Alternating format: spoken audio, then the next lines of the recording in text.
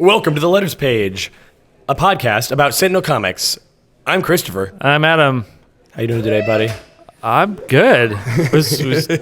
We still got people coming in. Yeah, no. Greetings and welcome. We are live from Gen Con. Live from We're Gen Con. staring at a bunch of your faces. 2018. Yeah. And we just had a live intro played live. I'm going to say the word live a lot today. Live?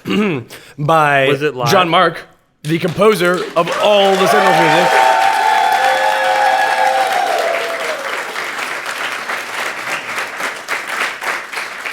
Jean-Marc, I like those remix stylings that you get in there. Those I was good. not anticipating that extra little, the variation. That's. Thank you. I'm glad you liked it. Awesome. Yeah. All right, so... how's everybody doing today? Yeah, how's everybody doing? Good? We got a full house, a much fuller than full house. All of the seats are filled, and then there's people lounging on the floor and crouching against the walls and hanging from the ceiling. It's great. It's so many people. It's very dramatic. It is. It's exciting. We're here in this opera house style theater. So it's fun because with these balconies. Right. It's fun because people lofty. who are listening to this not live Right. are going to think that we're lying, and we are, of course, Yes, lying. Of course we're honest, That's what we do. Right, but we're painting a picture. But also, we're telling the truth about this room being overflowing. It It's is packed. Not just an... Yes. There's nobody on the ceiling. I'm sorry. It's not an opera-style house room. No, next time maybe. Next time, maybe. But it is see. it's a much larger room than last year. And it's a much fuller room than last year. Yeah. And everyone in it is so beautiful. So beautiful. It is wonderful to see all your smiling faces. Thank you so much for joining us. And those of you that aren't smiling, could you pick it up a little? Yeah. Perk up. This is hard work up here. We're having a good time. You should have a good time. Yeah. Yeah. Somebody from Washington, D.C. was calling me Oh. in the middle of my podcast. You need to get that? Probably. That's not important. Right, yeah, no, I wouldn't worry about it. So, all that said, are we ready to go to the overview? I think so. Yeah, let's do the overview. Let's just do it. Let's go.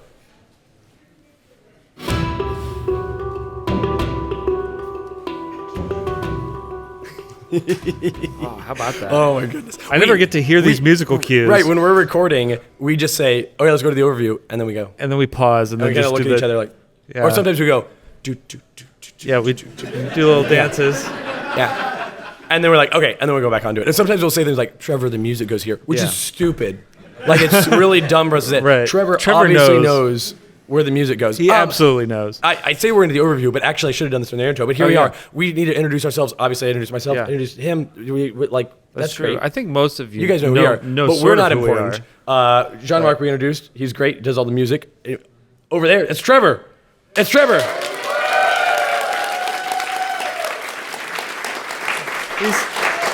He's here in the room with you. For so many reasons. Trevor is the reason that there is a podcast at all. Yes.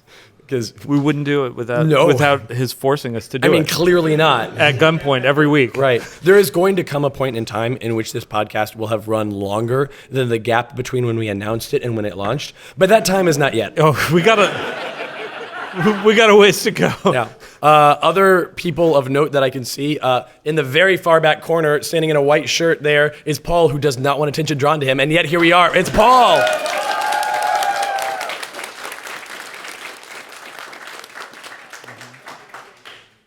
He's pretty great.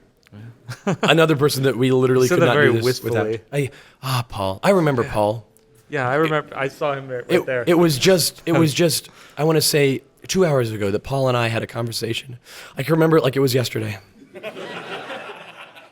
Because it's Gen Con, folks. All right. So it basically was yesterday. Speaking of Gen Con, I said that we were going on to the overview, and here we are. Yeah. Trevor just edited that back, so the intro stuff that we did after we moved to the overview, put it back into the intro Put that section. through. Yeah, all this stuff. Cut this stuff. Yeah, cut it all.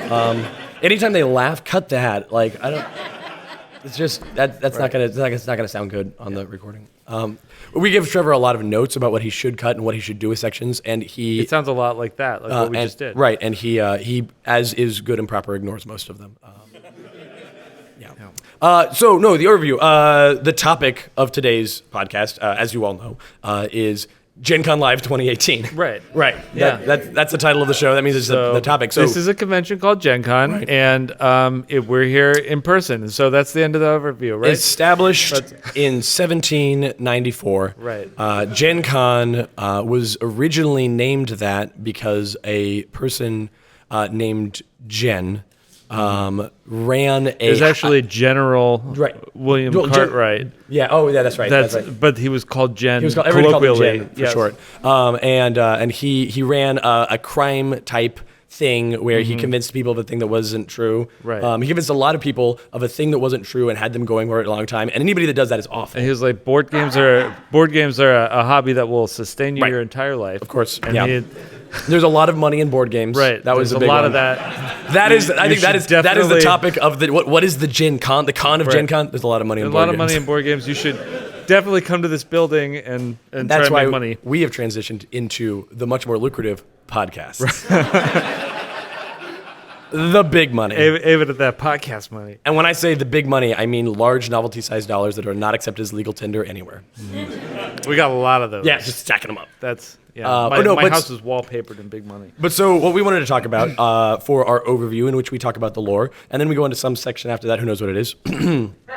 Wanted to talk about the pieces of Sentinel comics that we're looking at this Gen Con. Yeah. At Gen Con 2018. So the first one is Oblivion. Yeah. Oblivion's here. You can play it here. And more importantly, Oblivion is at your house. It's sitting on your front porch. Those of you who are here, have it. It's sitting there on your front porch in the rain. A nice family of chipmunks has crawled inside the Ultimate Collector's case and made a lovely home. Yeah. We won't replace those. The shreds of the foil villain cards make for a very sturdy nest. Yeah, it's great. It's great. And you're going to go home to find this ecosystem on your front porch. Right. So we've given you the gift of life. Yeah. You get to witness nature firsthand. But Oblivion has shipped out at the time of this recording. Oblivion has shipped out to over a quarter, about a third of the backers. Oh, here we go. Somebody in the front row has a picture of their Oblivion box. Yeah. Not on the front porch. No, it's been moved inside, and a cat is sleeping on it. Yeah. Once you bring that box inside, it will continue to be an ecosystem for animals. Perhaps children, small children can live What inside. a magnificent product. It's amazing. All right, Oblivion, by the time this episode goes live as an audio episode, we should have received 4 more cargo containers and shipped all those out as well. Another chunk. Yeah, it's moving, and Oblivion is shipping out 5 more cargo containers. Paul from the back is telling me 5 more cargo containers that we're receiving, I believe, on Monday of next week. So normally we do Gen Con where we're like, okay, cool. Gen Con, it's big, it's exhausting. Then we go home from Gen Con and we get a couple of days of rest. No. 5 cargo containers of Oblivion, unpack those and ship those out. What are you doing? Rest is not I'm for still us. doing that. Oh, good for you. Yeah. Good for you. Good for you, man. I'm still getting rest. Nice. Right, so by the time I this gotta goes be careful live, with my hands. more than whereas mine aren't important. When I'm writing, I can just slam my face on the keyboard and get about the same results. Pretty much. That's accurate. Yeah. So Oblivion is shipping out, and hopefully those of you that are here in this room have gotten to see it we've got some displays of it in the booth, and more importantly, in the demo room, you can play it. You can play it. You can touch it. You can see it. You can read the cards. Yeah. You can experience the agony. Has anybody done that yet? Some people. Thank you, some people. Cool. So that's exciting. Cool. Oblivion. So we don't talk about really products on the letters page. No. We talk about lore. We talk about lore. So Oblivion. Let's go ahead and do the entire Oblivion episode right now. Sure.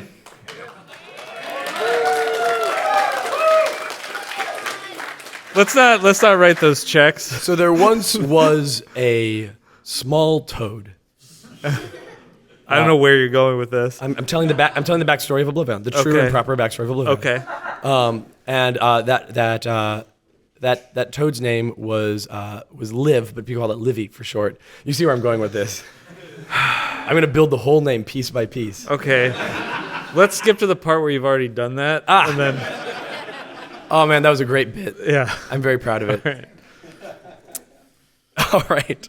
All right. So with that said, no, we'll talk about that in the future section. I'm getting ahead of myself. Okay. We'll talk about what we're doing with the Oblivion episodes.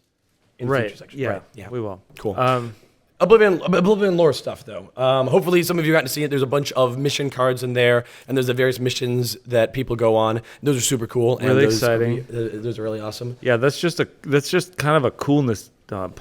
We Yeah, just right. got to, Like everything go, that happens there is like a whole story. what's the coolest thing we could do here?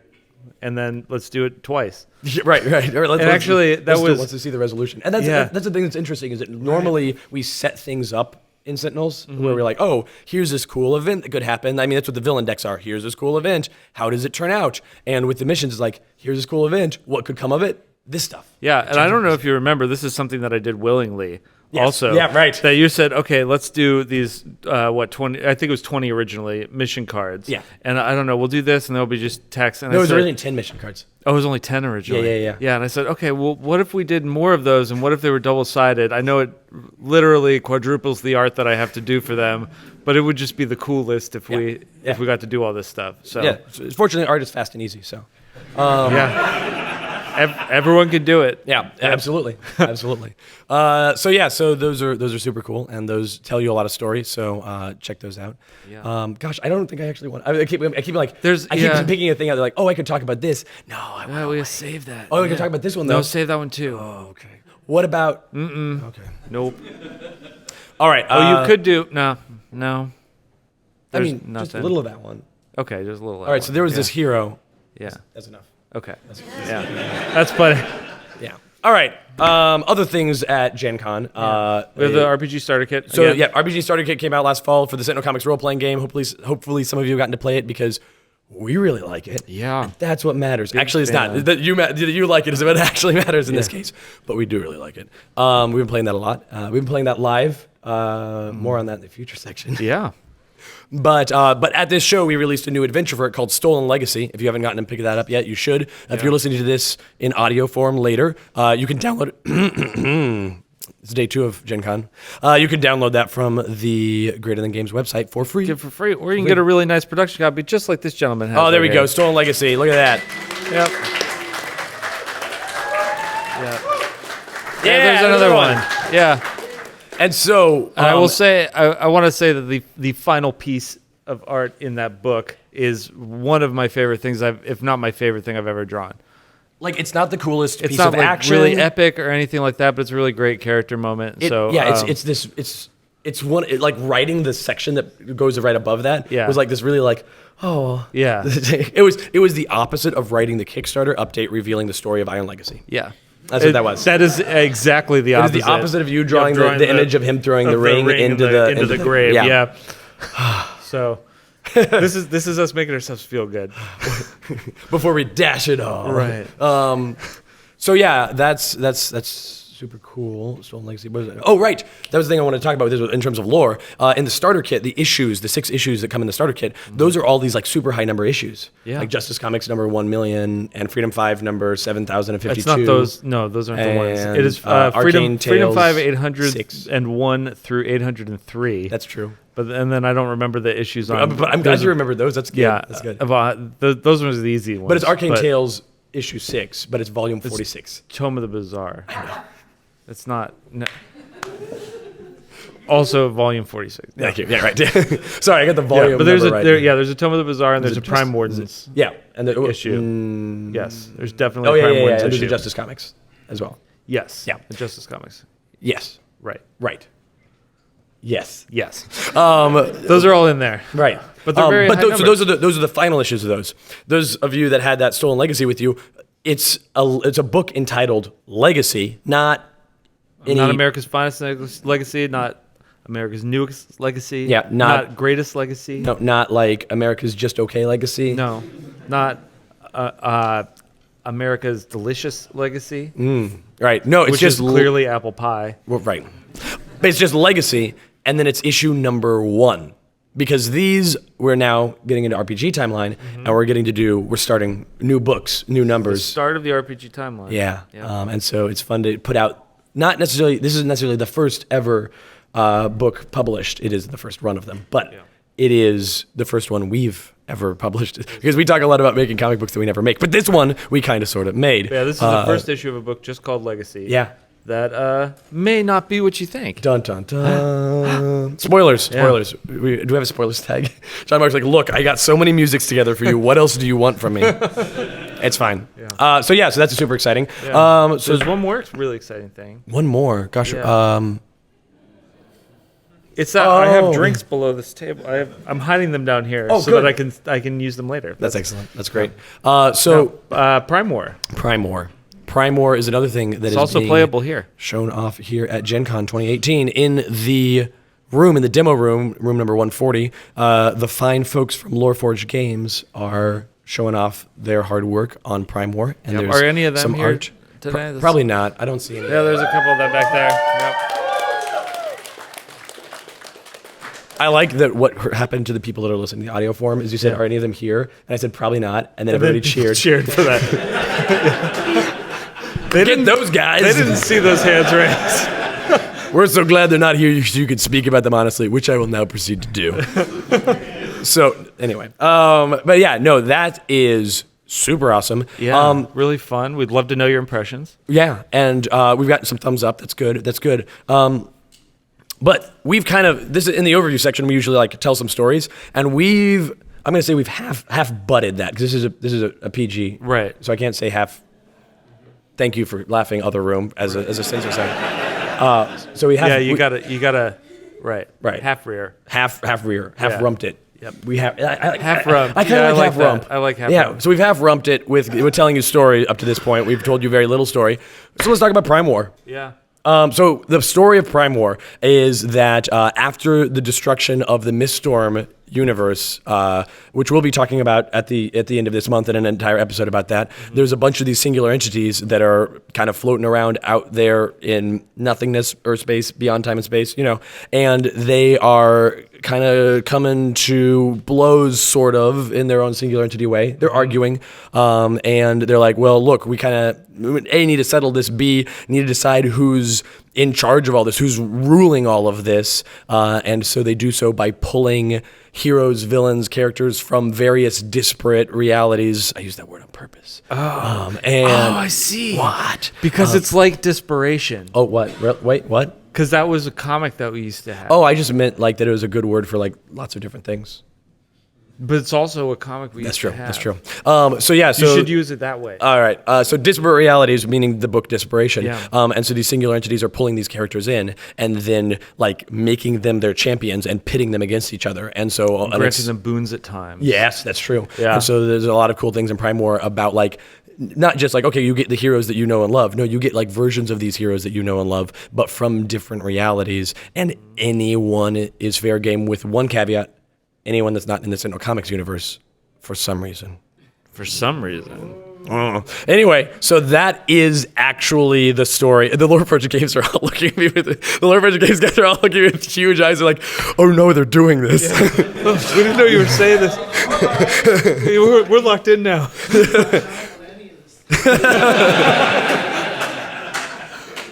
Oh boy. Yeah. So that is the story of, that is like the basis of Prime War. Maggie Clayton over here on the side. Maggie, Elizabeth, Guinevere, Chichulia, Pilar, Gondoza, That's it. Clayton. Got them all except for like the actual one, but close.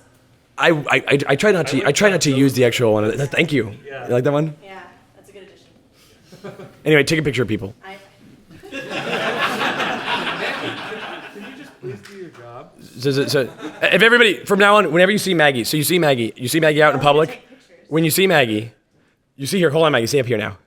You see Maggie, and as we all know, there's two things that Maggie is. What are those two things? One, Baby. goth. Oh, Thank goth, you. yeah. Thank you. Two, minor. Absolutely. So you see Maggie, and what you do is this.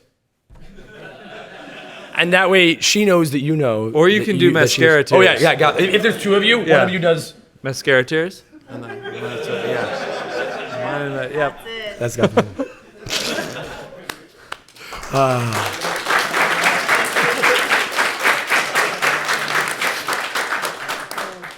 Maggie did not know what she was getting herself She into. had no idea. She's like, I'll take a picture of these people. I'm No, going you to fool. innocently perform my job as social media. Right, so that's the Prime War story. Yeah. And with that, It's time. the war between these forces. Between the singular entities, but those aren't. It's not just singular entities. No, they're special kinds. Because there's some of them that are singular entities, but there's some that are not singular entities. They're other powerful beings that aren't that level, and yet they still become prime aspects. Prime aspects. Give him a hand. He's right. He's right. You did it. And so the point of Prime War, it's the war between these prime aspects, many of which you know. Some of which you don't. Yeah. We'll get there. Right, so that's cool. That's fun. Yeah. And there's a good place to accidentally announce all that. We definitely planned on doing that. So we're about to go to a new section, and when we do, I'll explain how it works, because it's going to be a little different. Don't just put it in your phone and then get it over here and I'll read it. Nope, that's not how it's going to work. But, Adam, well, I mean, I think we're just about done. We're not going to... Do you want to do some questions? No, I think we're skipping it. Oh. Yeah. All right. We're just going to go. Yeah. Oh. Thanks for coming. Bye. All right. Let's go to questions. Questions. Christopher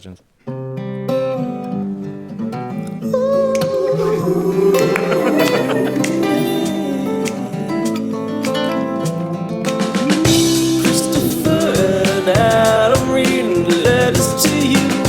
Christopher and Adam. Christopher and Adam reading letters from you. Let them read them at you.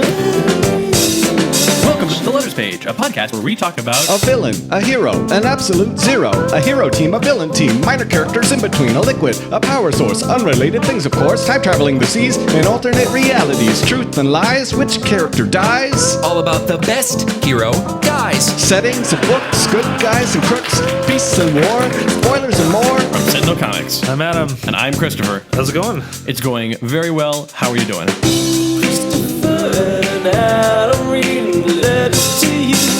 Christopher and Adam. Christopher and Adam reading letters from you. Let them read them at you. You get an overview so you know what's going on. They banter a bit, but then it's time to move on. Then they read the letters, the real meat of the show, where people ask questions about things only they would know. Some writers only have a little to say. Some hound them with power and make them take all day. Flesh children, cool princesses, the writers are diverse. We'll even take questions from the animal verse. The provinces are pricey, the letters are spicy. The issue numbers can get a little dicey. The cult of gloom tries to snatch them away. Christopher won't bite, but Adam thinks they're okay. In the future they tell us how the characters are fated. With two timelines things get a little complicated. Then the podcast ends with the CNA song. So let's get back to the chorus, everybody sing along. Christopher and Adam reading letters to you. Christopher and Adam. Christopher and Adam reading letters from you. Let them read them at you. Christopher.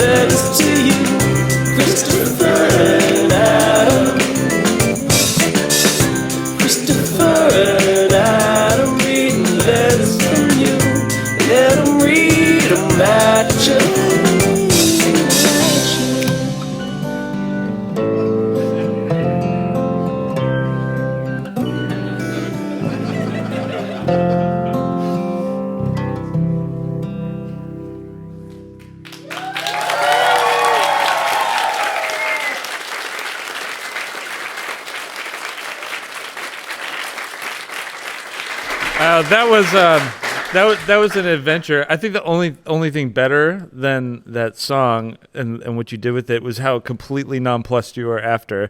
It's like just deadpan. So I want to, before we get to questions now, I need to talk about this thing that just happened. I want to tell you a story about how this came to be.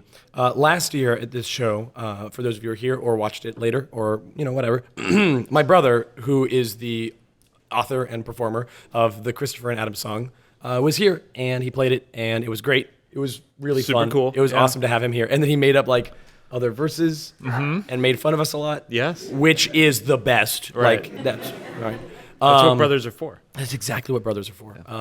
And that was great. And we've been talking to him throughout the year, like Gen Con 2018. Hey, come out, play Come back guitar and do it again, at the thing. Do it again. And he's like, yeah, I think so, maybe.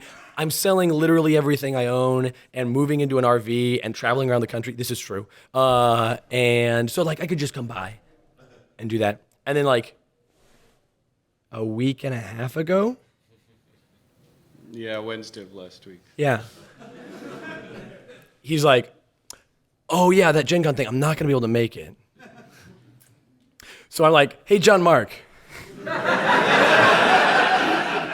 you're good at music, right? You do those music things. You do things with the notes and the rests, The songs. right? Is that close? Yeah, like that. Just like that. Right. That's what I'm talking about. Those sweet, sweet notes. Could you come in and do like a Christopher and Adam thing? And he's like, well, I don't know. I mean, I could maybe do something with that, but like, I'm mostly a composer. I make music. And it's like playing music live. It's not as much my thing. Let me see what I can throw together.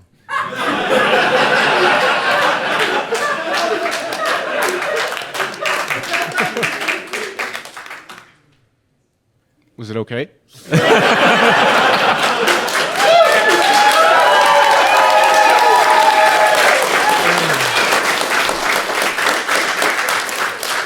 No, Jean-Marc, it was not okay. It was phenomenal. Thank That you was very amazing. much. You It wrote was a really whole cool. like rap thing and Got two recorded rap breaks, not just one rap break. Two of them. Right. Good job. I would say you've outdone yourself, except like I've also heard like all these I other heard all things the you've music in done, the game, so and I'm actually I don't kind know. of a little underwhelmed. From I'm joking. Anyway, so yeah, that Jean-Marc's pretty good at stuff.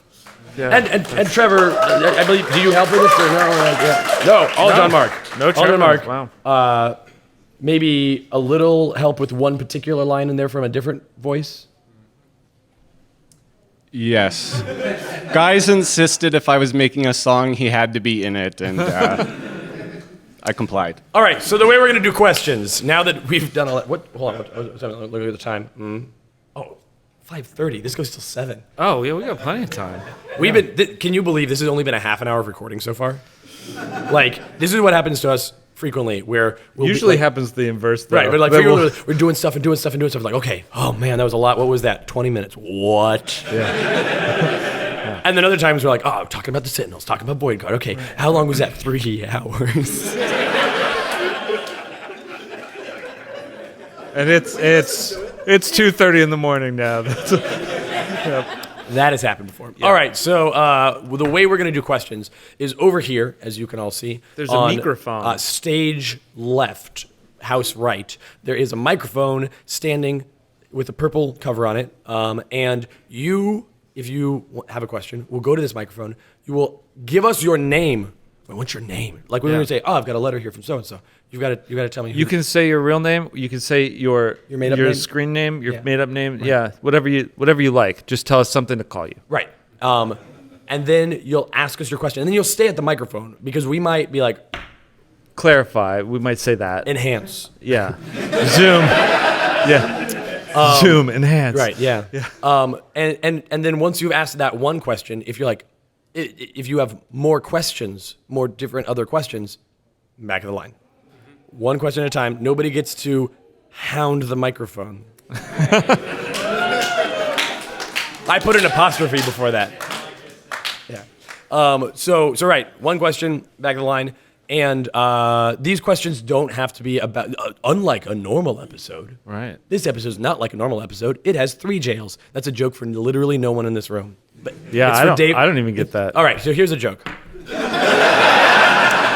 It's only 5:32 at this point. I got time. This is a really good joke. So Dave Chalker is the lead designer of the Cinema Comics role-playing game, and he and I go to a show called Metatopia that is a show where people bring games to show people, like new designers and people who are like coming up with board games, bring them to show to more experienced designers to get feedback and stuff on them.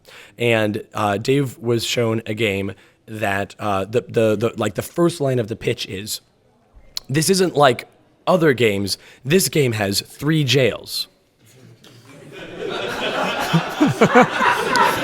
Which, to be fair, other games don't have 3 jails. It's true. It's true. But the point was that the designers had pretty much just played Monopoly. And I'm not here to make fun of anybody. Like, everybody has their own limited experience. And they put 3 jails on Monopoly? And so they made a more different Monopoly, and one of the notable parts of it is it had 3 different jails. Wow. Do the jails have different, like, varying We are effects, at the or- extent of my knowledge on this topic. I want to know about the jails. Ask Dave later. Okay, all right. But it is one of my favorite things that whenever I hear somebody say, this is not like other things, I'm like, it has 3 jails. So now we all have this inside joke. There's some poor board game designer out there who's like, I tried. It might have been really cool. I don't know. It might have been. I hope they're not in this room. Oh. If you are, like, you have given me so much joy. Okay. More joy than your game ever. Oh. Sorry. You really did sign that card today, didn't you? I did. Yeah. All right. So, unlike other episodes, this episode, the questions are not necessarily about the topics from the overview. You may ask whatever questions you want. There are questions that we will not answer. I will not give you an exhaustive list of those questions right now.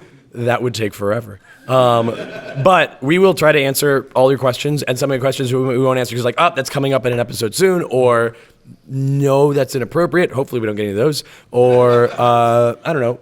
Other reasons, but Episodes coming up soon this month are the Mist Storm.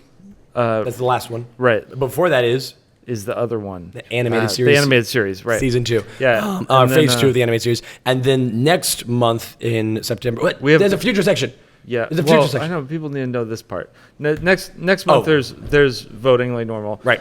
The month after that, though, is when we're going to be doing the Oblivion episodes. Right. So questions about Oblivion, get them in, submit them. Right. But not at his microphone. Or I guess if you want to stand at his microphone. You'll get the multiverse recap, the science, and the Oblivion episodes. Yeah. So. And then you could stop listening to the show because Yep. And that's it. That's the whole pot. You don't have to listen to anything else after that. We assume our listenership will just plummet. We've held you hostage long enough. Right. All right. So with that said, without making too much of a mad scramble, let's do some questions.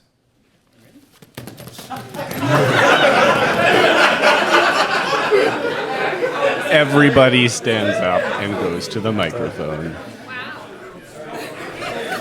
That is So the most organized scramble I've ever seen. while this line assembles, I want to say real quick, we're going to do about an hour-ish of questions. Yeah, about an hour-ish of questions. And then we'll do a couple more segments and end it. But we might go over an hour, but not a lot over an hour. So, Adam, my first question today comes from... Hi, I'm Will. Try and speak up as loud as you can so everyone can hear. Yeah. Because the mics aren't hooked to anything. Yeah, so this microphone, the mics aren't hooked to anything. They're just for show. I'm sorry. Did you set it up? Was I supposed to set up the mics? Oh no, they're not hooked up. So the mic is hooked up to our recorder. I pointed at Trevor, but like he's our recorder. And so that way, when after the live episode is over, the actual episode we can hear you. So definitely talk into the microphone, but also try to talk to the room. Don't worry if that's too much to do. Mostly the microphone and us is important. We will reiterate the important parts of the question this direction. So. Okay, my name is Will. On the forums, I am the Blue-Eyed Bard. Wow. Hi. It's going to happen a lot. I'm excited for you guys to be excited about each other. Thank you. First off, Trevor, your editing on the audio of the radio play was awesome.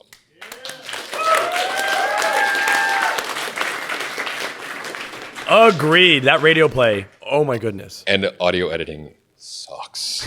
So, for me anyway. So I do have a question, actually. What you guys do, you took something that you care about, that you're very passionate about, and made a career out of it, and kind of came to a crossroads where you have to monetize that. You have to take a very practical, pragmatic, not fun approach to something that you love. I mean, maybe you like business, but did that get hard at all? Like, have there been difficult times when you've had to be? Sure. Yeah, sure. So the question is turning something that is pure fun and joy and passion for us into a thing that is our jobs. Did that suck the fun or some of the fun out of it? And the answer is yes and no. Mm-hmm. That there are parts of our jobs that are definitely, decidedly work, that are like the meh work stuff. That earlier happens. on, there was a lot more more of it. stuff. Well, because like I would have to do all the flyers and ads and stuff like that in the early days, both of us would work on them. And that was just stuff I did not want to do. Right. And over time, our job has gotten easier and easier because we keep hiring people to do the stuff we don't want to do. Right. That's who you hire. Right. But so like even still with all that, even the worst parts of our job, even the hardest, most annoying, most tedious, whatever parts of our jobs are great because we're doing it for our job. Mm-hmm. Like it's ours. And so sure, we have to like make these flyers or whatever, but because it's our thing that we're making a flyer about, it's like, I'd rather make a flyer about this than a flyer about like literally anything else. And so yeah, sure, there's work that we have to do, but I don't think there was any joy that was sacrificed. And in fact, just the opposite. We got so much more joy out of it because if we were just doing this for fun, we wouldn't have made so much of it. We couldn't have. Like if we were doing other jobs full time and this was just a side gig, we wouldn't have been able to make so many expansions and also a minis tactics game and also an RPG. And like, yeah, we'd want to do all those things, but it would have taken us like dozens of years more to get halfway through it. Yeah. I'll also say like what the tedious parts to me are when I have to do the same thing over and over. So this mostly comes up with Handelabra and doing the game. I'll do the first drawing and it'll be a character standing there, and then I'll go, okay. Well, now I do some battle damage, and then now I have to draw them standing there again. I just did this. Like I just finished it. So like that, a lot of times I have to just like grit my teeth and push through, and those are pretty tedious days.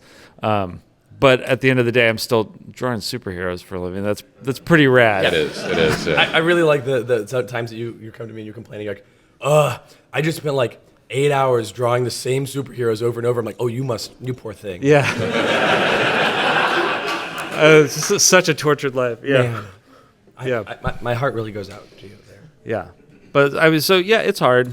But fun. But yeah. Yeah. All right. That was what Thank I you had. so much for your Thank you, question. guys. Mm-hmm. All right. And good job, everybody. Remember the rule from last year. As much as sometimes you're going to get a question that really brings you joy, if we applaud between every question, this will take 1 million years. So don't do it. Hello, I am Marshmallow on a Cloud, and I have a question about friendships in the multiverse. Okay. Do people have other friends outside of their superheroing? And if so, do they give nicknames to each other? Okay, so yeah, there's definitely, so almost every character, there's certain ones that don't because they're more disconnected from other things that are going on, but almost every character has like notable supporting cast. We talked about this a little bit in the Young Legacy episode because she's the one that we got into her like day life more than most. We did get a decent amount of support cast there. Right. That support cast can be family, it could be friends, it could be coworkers in their day jobs or other things, and a lot of times the support cast is other heroes and things like that. So they definitely have friends. Like I said, almost everyone. Some characters, not that he doesn't, but like Captain Cosmic spends so much time like out in space. I was going to say that same thing. Yeah. The Naturalist has a bunch of time of like, my friend is nature. I'm gloomy. Right. And then he gets a lot like better and friendlier once he hangs out with the tree a lot. Yeah. Yeah. I'd say like Legacy doesn't have a lot of friends because like Legacy doesn't have a lot of like non-hero friends because he's like works. But also his family is like is big He's for that. Yeah. Family guy, and he has the heroes over for the barbecue. And he's gonna be he has like, but he does. They're like work friends because he has like government people that he talks to and stuff. And like, oh, Mr. President, blah blah blah. Yeah. So everybody has friendships. Nicknames is a cool question because most of the time, not all the time, actually barely most of the time, not like 90% of the time, like 60% of the time, they're mundane friends don't know that they are superheroes because that's just like there's a lot of risk, and also it's a really great like writing thing when you can be like, oh, but this person doesn't know about this big part of my life. I have to keep this horrible secret. Right. Not horrible. Great secret. I mean, sometimes horrible. But yeah, it could be damaging. Right. Yeah. It's dangerous, and so they will have like nicknames for each other, just like anybody else does. But sometimes they'll also have nicknames for each other if they know their superhero identity, and they like shorten their superhero names in cute and fun ways. Yeah. So. Thank you for the podcast. It's botastic. For those at home, For those of you playing the home game, this is a young girl dressed as Unity. Yes. That looks amazing. she looks perfect. It's great. It's fantastic. Yeah. It's botastic. I messed that up. Yeah. Oh wow. Sparks. Hi, I'm Joe.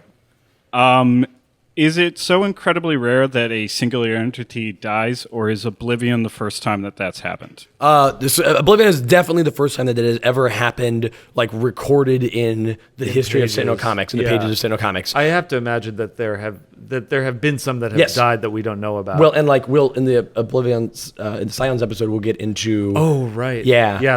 Okay. Yeah. So like.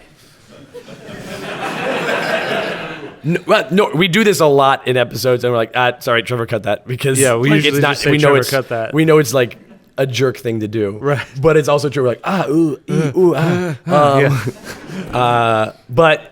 no, Oblivion's not only is Oblivion's death like the most. Death is a weird word. Destruction. End. Cessation. Yeah.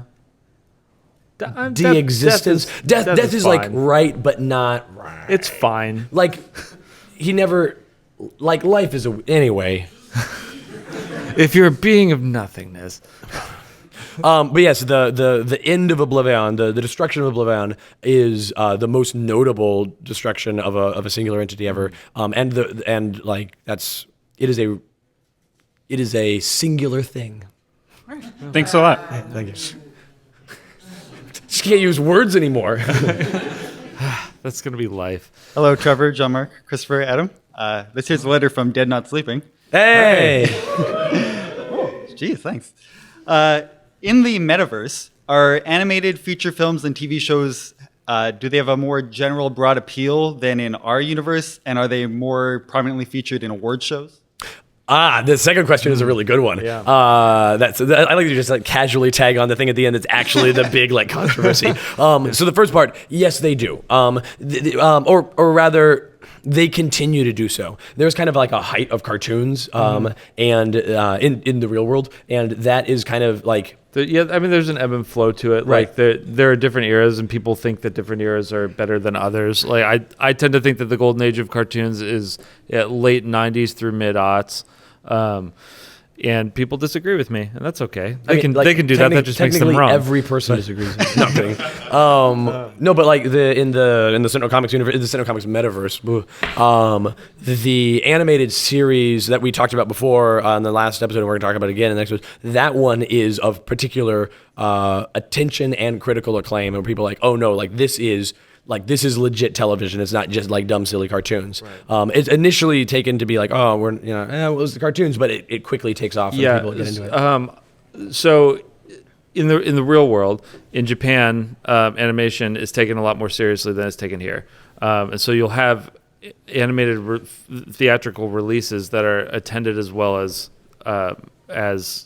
live action releases are here.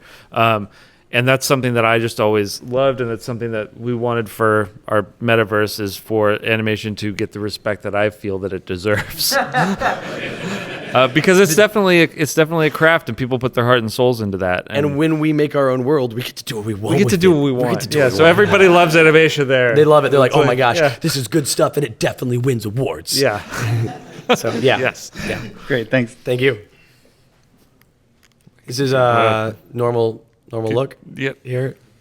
That's terrifying. Do you remember last year? Do you remember? Hi. Yeah. I am Leo Melanson, Remember? aka Agent of Level Up. And I have been sent here by forces to bring suffering on those that have cursed me with the pin in my back.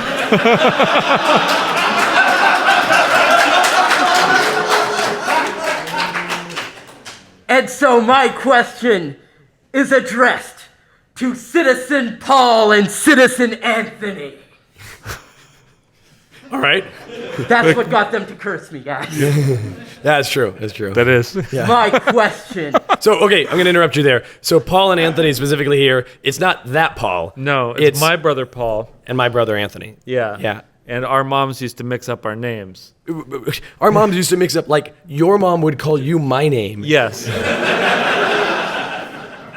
or sometimes your mom would call me your brother's name. Right, yeah. Or like you my brother's name. It was like there's these 4 names in a pot, and at any moment you could get called any one of them by either respective mother.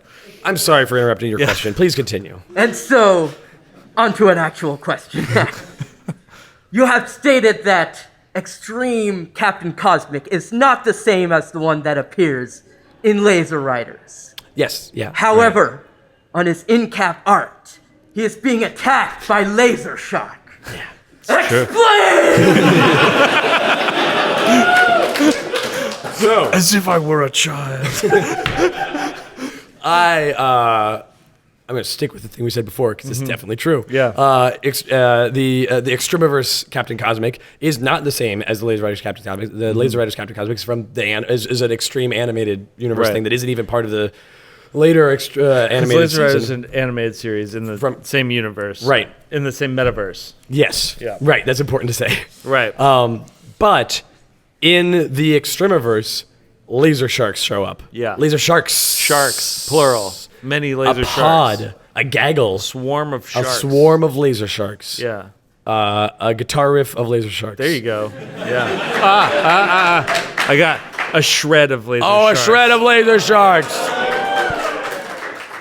I was gonna knock over the microphone in anger, but then you'd be mad at me. That's the one. Yeah. That's good job. That's good. Yeah. So that's what's going on. Now the spirits of editorial mandate have told me I have to wrap up my plot line faster than expected. So, wow, the answer to your question cured me.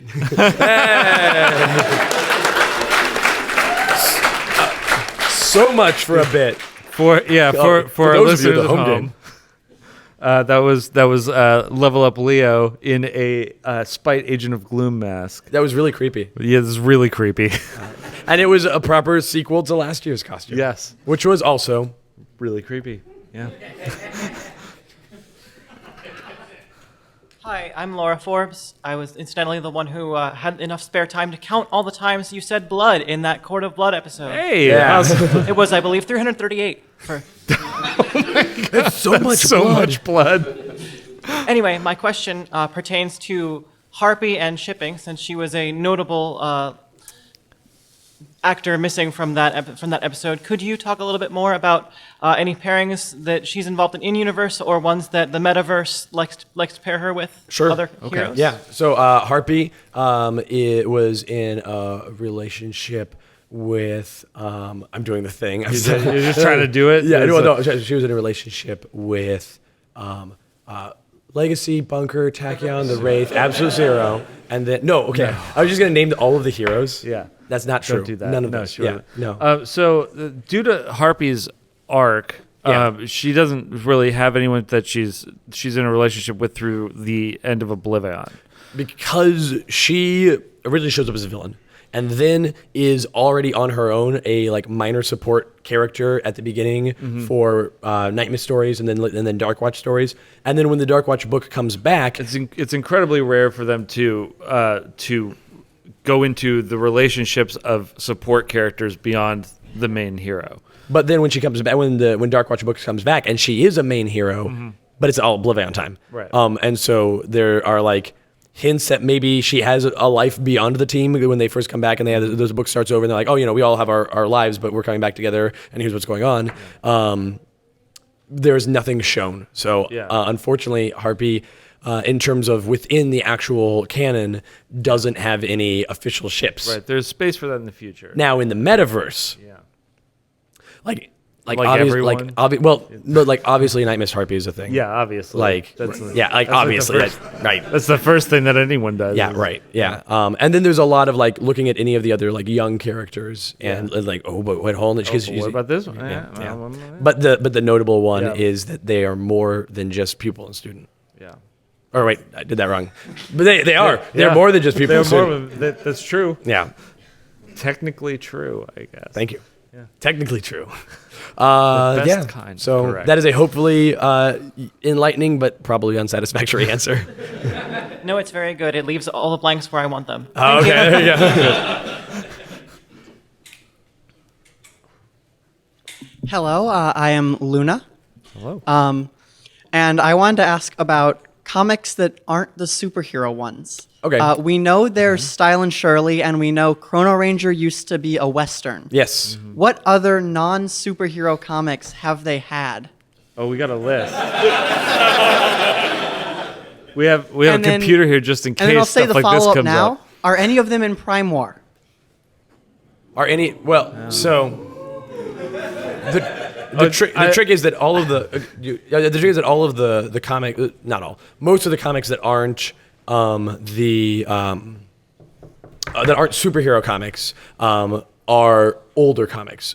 Silent Shirley was an older comic. Covered Wagon Tales, I think is the one it's called, was an older comic. It's a Lark Comics, Adventures of Vera, All Preferred Comics, Fearless Comics, Frontier Tales, Eddie the Hippo, the quarterly book. Yeah. Treasure Cave Comics, Criminal Element, that's a good one. Eddie the Hippo is about an anthropomorphic hippo. Hi, guys. It's really like a cartoony sort of. I'm definitely for kids and not a violent criminal. Comedy book, yeah. Covered Wagon Comics, Shudder, that was a good one. So those are a bunch of the comics that were not superhero comics. Yeah, so there's horror ones, there's some romance ones, there's adventure ones is a big one. Cartoony ones. Right. The only one from that list I couldn't figure out right away was All Preferred Comics. Yeah, that was like a there's like a general adventure thing. They would do stuff like cop stories, like detective stories rather. Yeah, not like cops.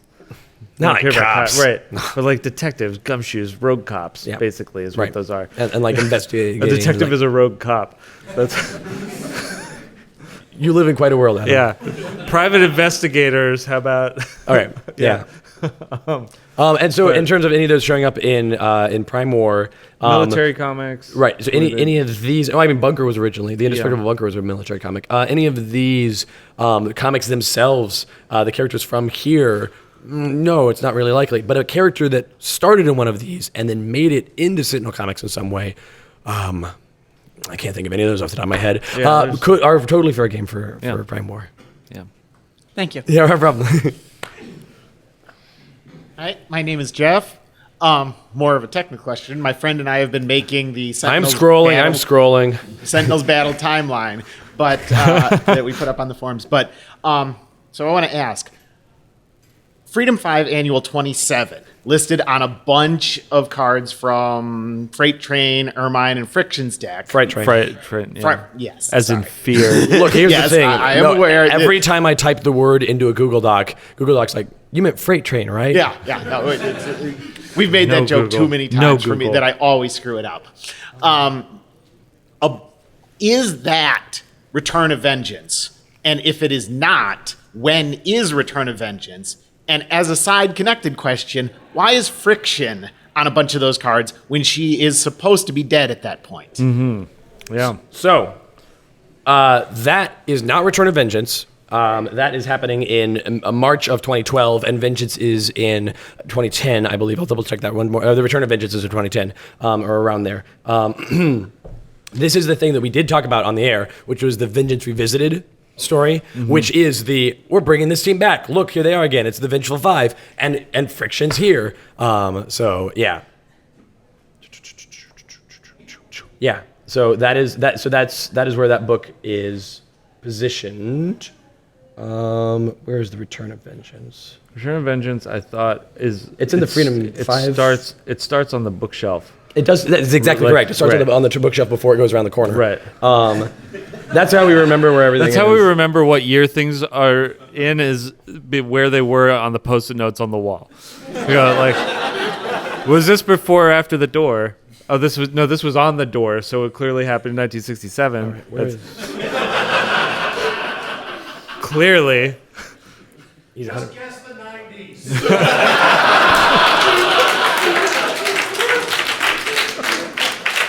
No, I got it. Yeah. I got this. I don't know if the mic picked that up, but someone shouted from the back, just guess the 90s.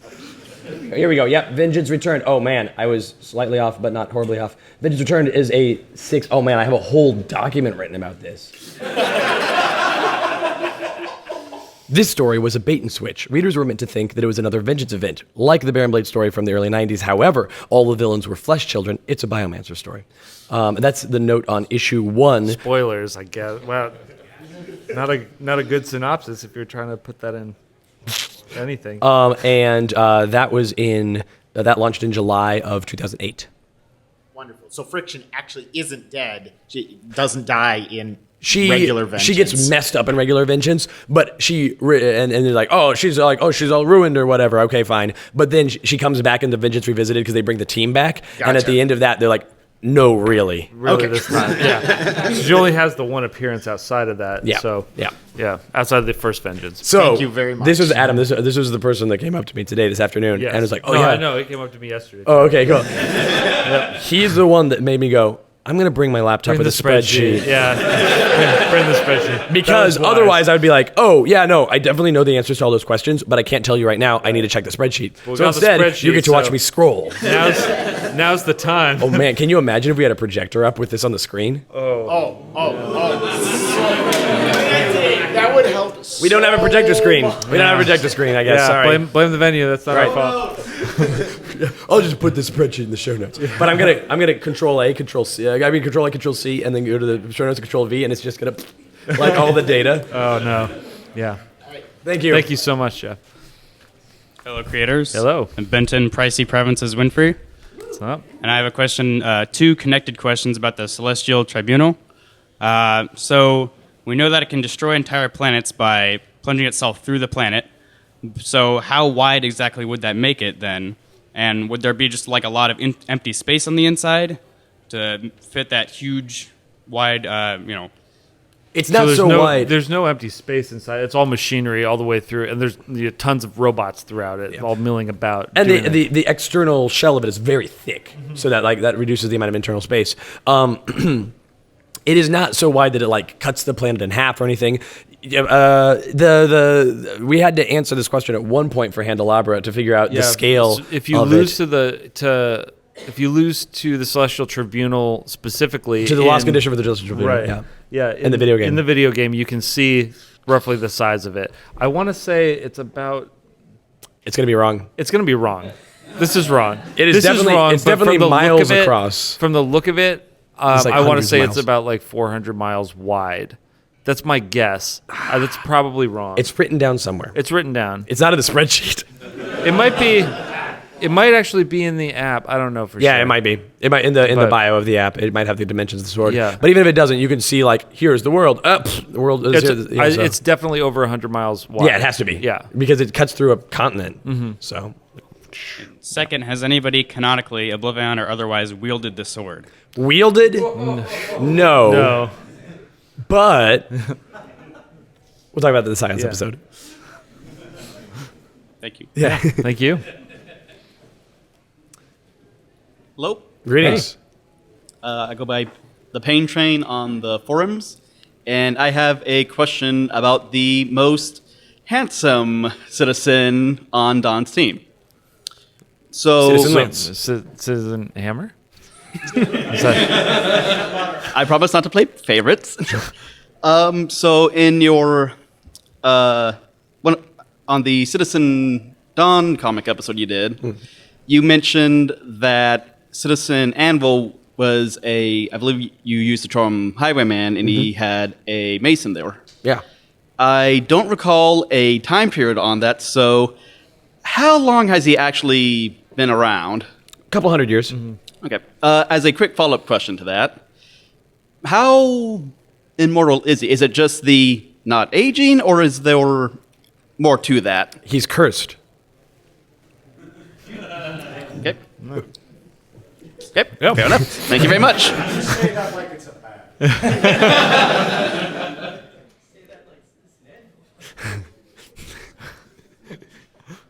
All right, I'm the affable, tenacious, terrific, tentacular, terrible taffy man. Yeah.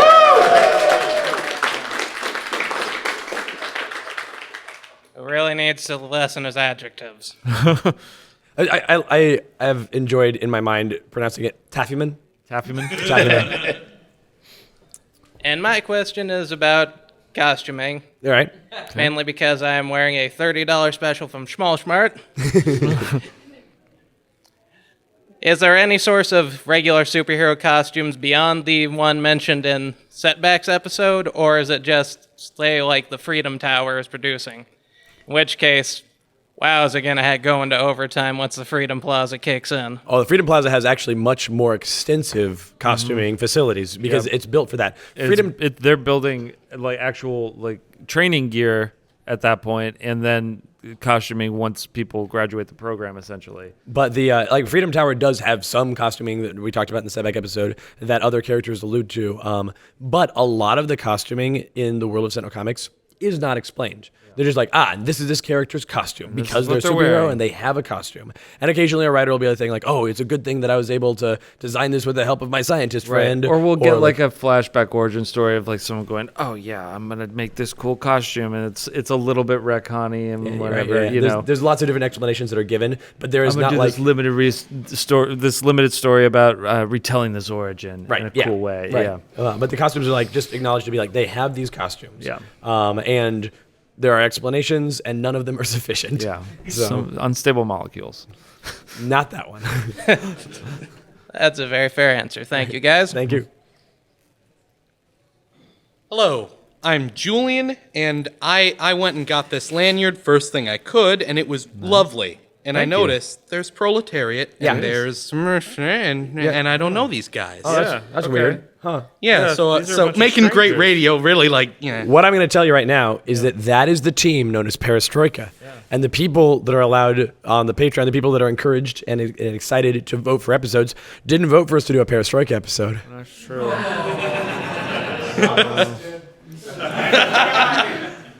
So, I mean, it could come up again and just have to get submitted as a topic and voted on, and we'd be thrilled to talk about it. All right. We're going to talk about it sometime. It's going to happen. We definitely are. But between now and the end of the year, because they are a villain team that shows up in the core rulebook for the Sentinel Comics role-playing game, as well as other places too. But I think there's only one character we haven't named before.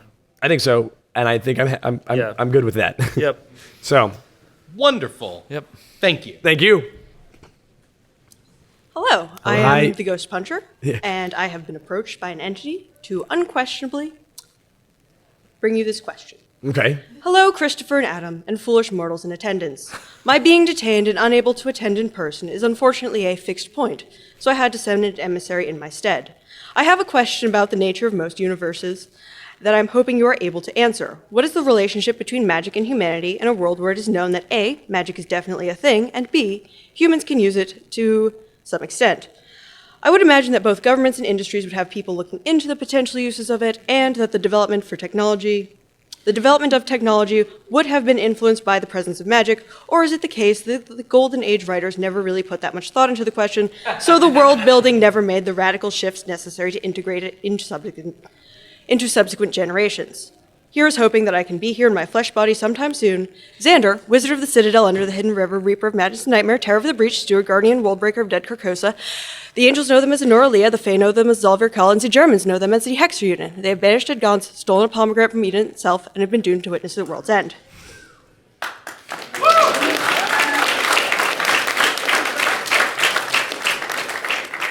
I'm sorry I missed that last part. No. So the letter was read off of a letter.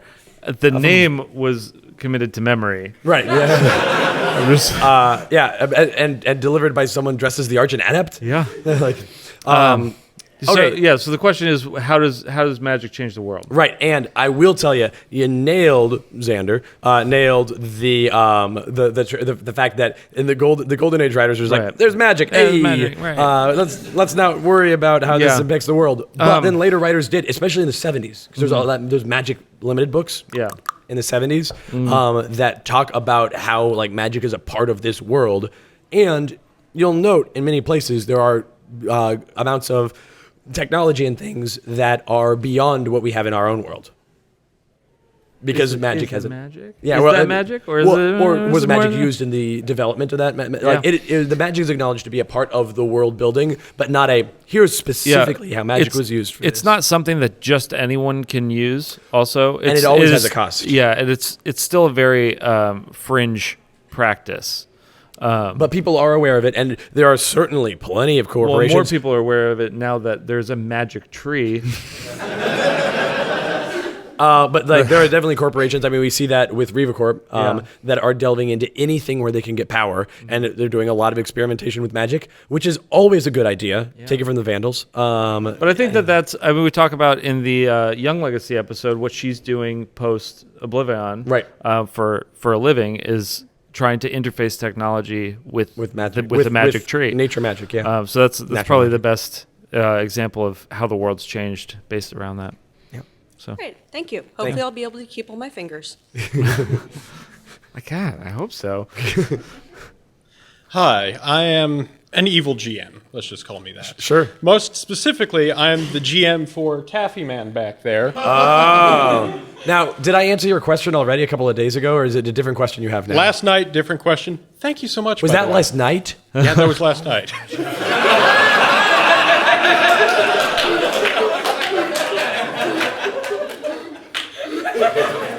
Go ahead.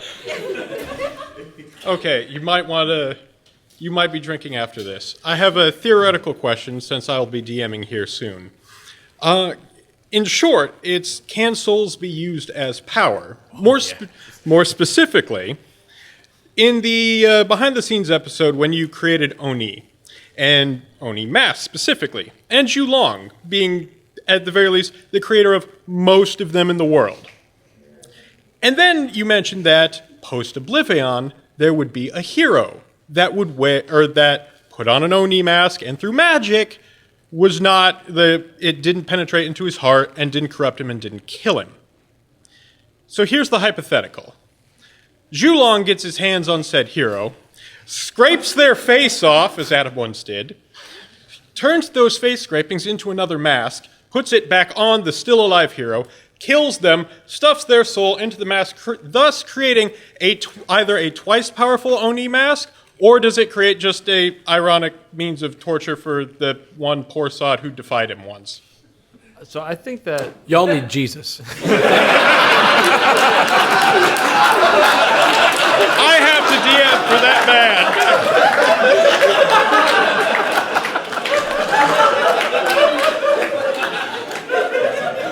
This is what happens when you have to DM for him in 2 separate games for multiple years.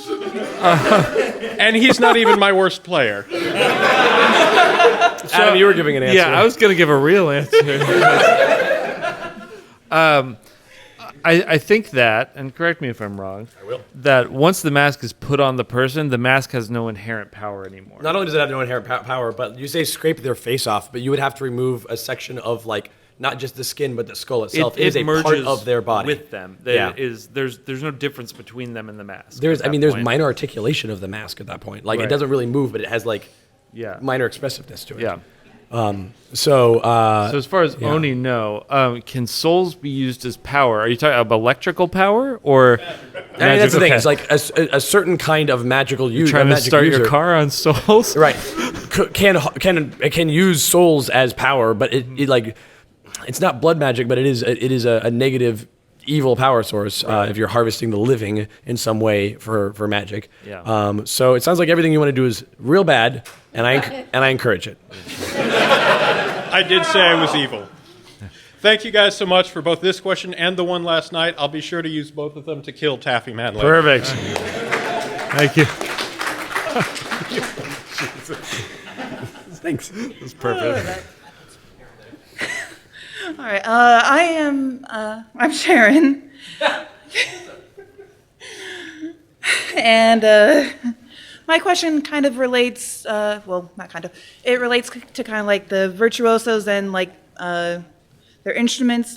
Obviously, we know that you've mentioned before that Arjun Adept could like when he really needs to summon all of the other instruments at one point and be able to just play them all together. Yes. Something else I was kind of wondering is if a virtuoso could like play one instrument, but then like somehow be able to keep one per just like kind of continuously playing. Yeah, absolutely. Arjun Adept does it a lot. It's the Yeah. thing you do in the game when you use one instrument to use the pad to activate another instrument. You can absolutely like be playing one instrument and then throw another one out there and like throw some magic into it to get it to go and stuff. Well, what I was Yeah. meaning was like kind of like lingering performances at one single part while they keep playing the instrument into another piece, like kind of playing on a loop pedal. Sure. Yeah. Absolutely. Yeah. All right.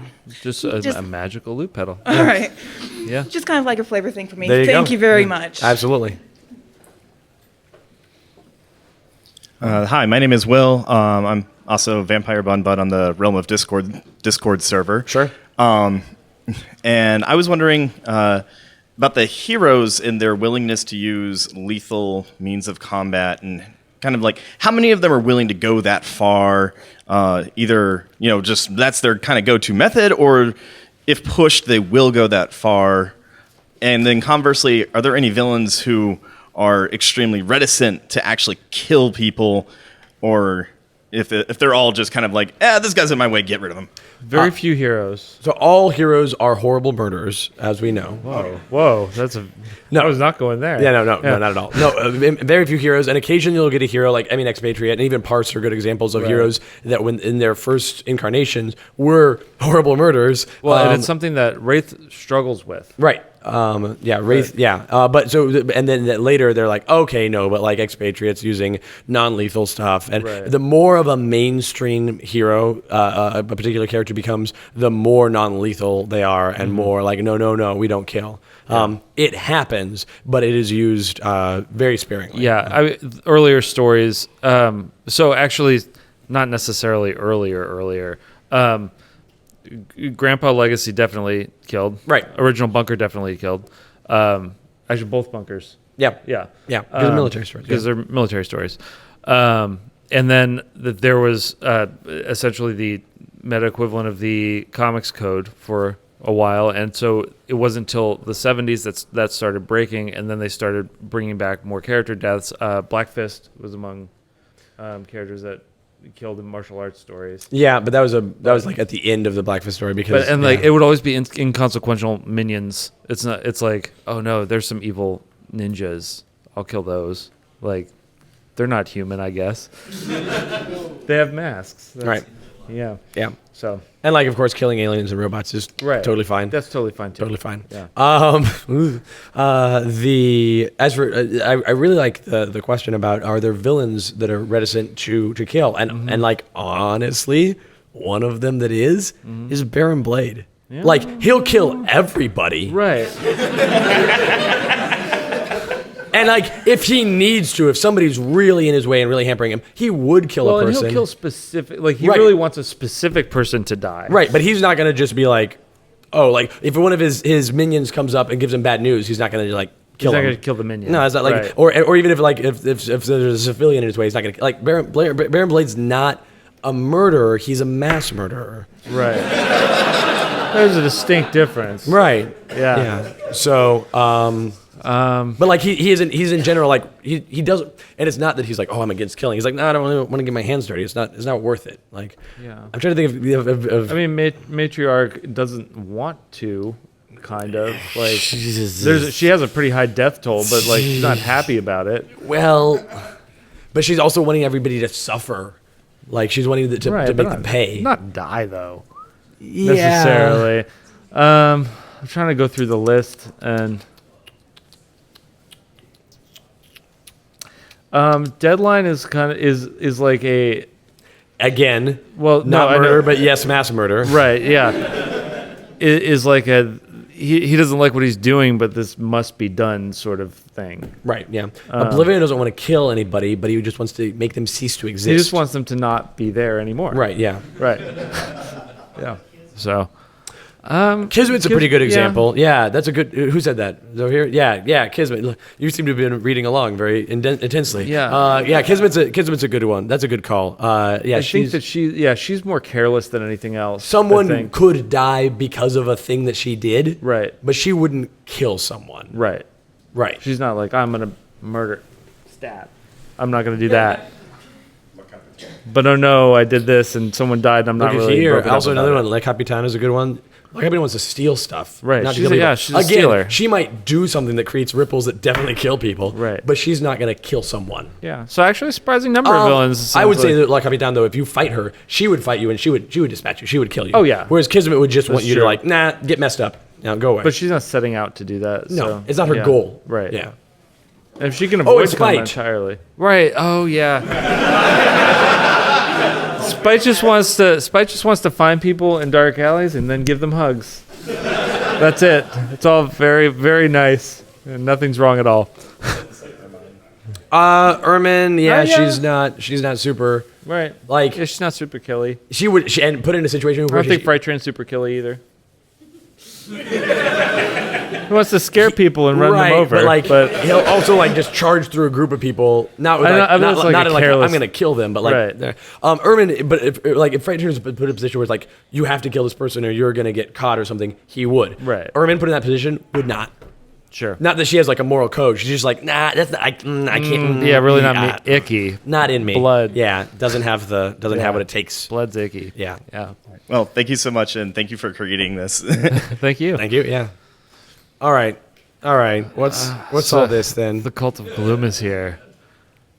So I had heard that there were a lot of cult fans in Indianapolis, but I think something got kind of garbled in translation there. Oh my god, this I want so to let everyone know. Also, I have been given a Cult of Gloom membership card.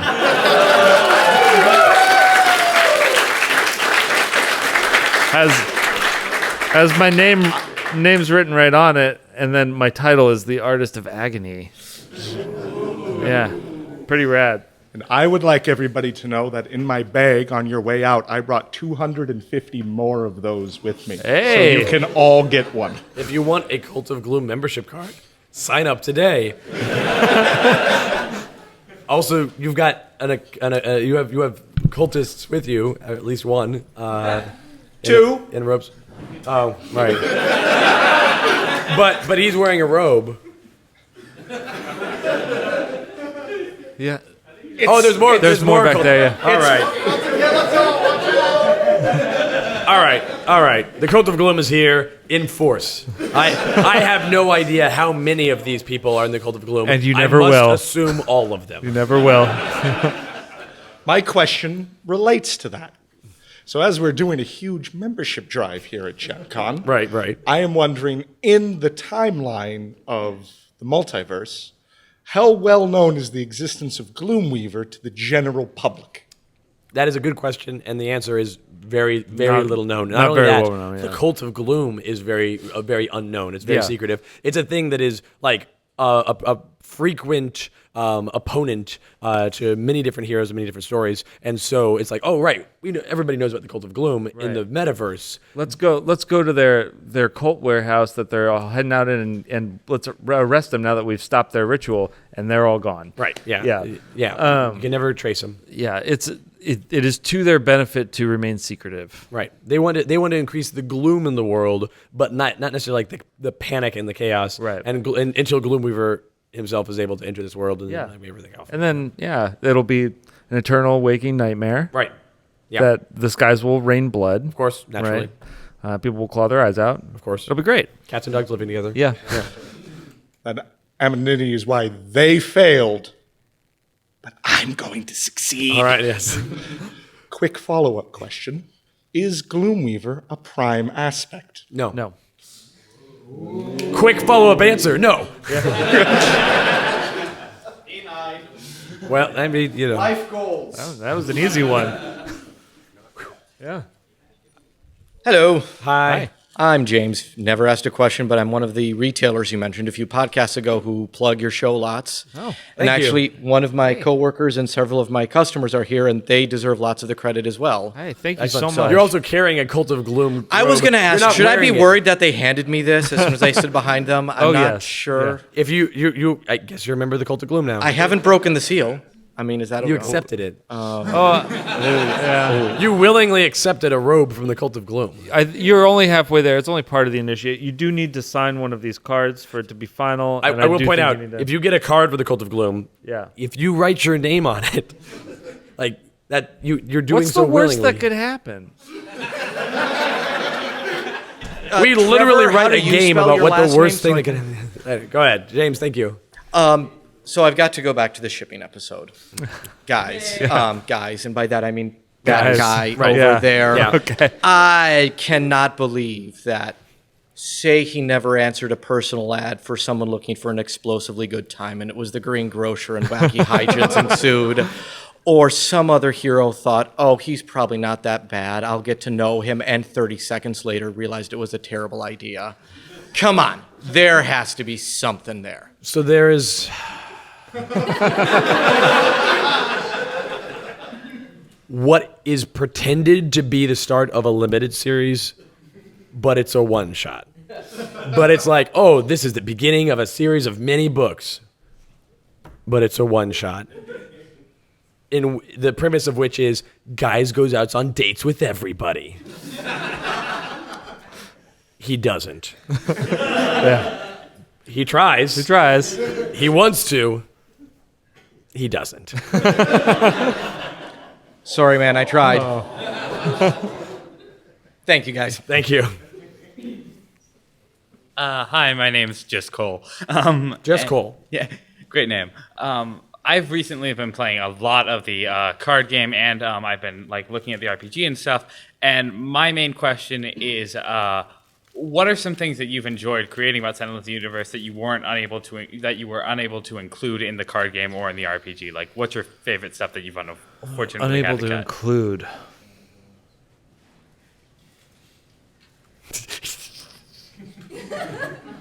Do you have one? Yeah, I mean, sort of. It's not a thing that we ever intended to include, but it's one of our favorite things we've ever come up with that we have not included in the What RPG. one? Completely different game. Yeah. That's one of our favorite things we've ever created. Right. I don't want to talk about that right Yeah, a completely different game. Yeah.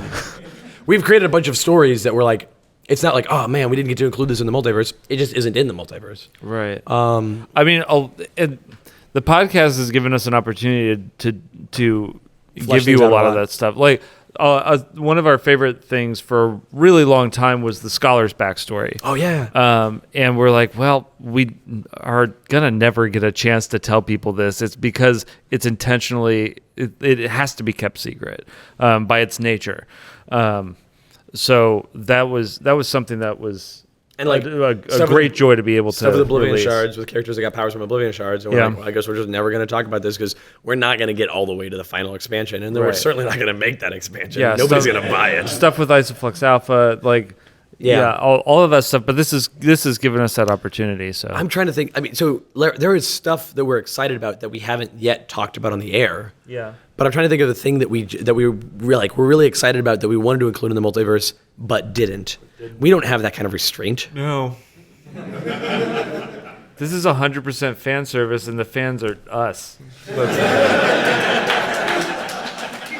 That's I don't think we have a satisfactory answer to your question. Yeah. That's fine. Thank you so much. Thank you. All right.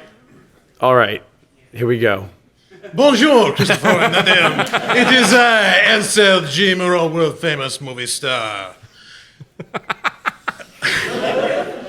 I don't know Kung Fu, but I am carrying an impressive number of questions under this jacket. It's very stylish.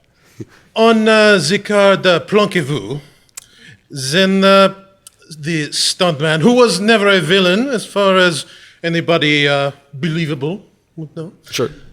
seems to be having difficulty getting the Wraith to trust him in a difficult circumstance. Why would she refuse the help of a well-armed, handsome, though reclusive, because he has definitely not been in any stories for years, movie star?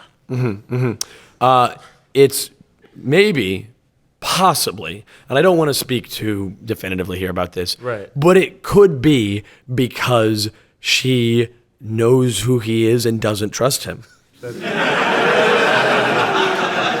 I'm not saying. Elaborate. I'm not saying that. It may also be that might not be that. It might not be that. It might be that he has tried to murder her before. Maybe hypothetically, right? It could also be perhaps that he's just like busted into the room and is yelling at the Wraith in French to get down, and she's like, "Who the hell are you?"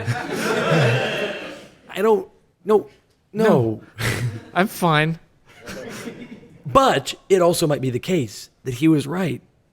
But it's hard to say about any of those things. That's merely a possible hypothetical situation that almost certainly isn't really what happened. Well, thank you very much. Thank you. I do all my own stunts, you know. Of course, yes.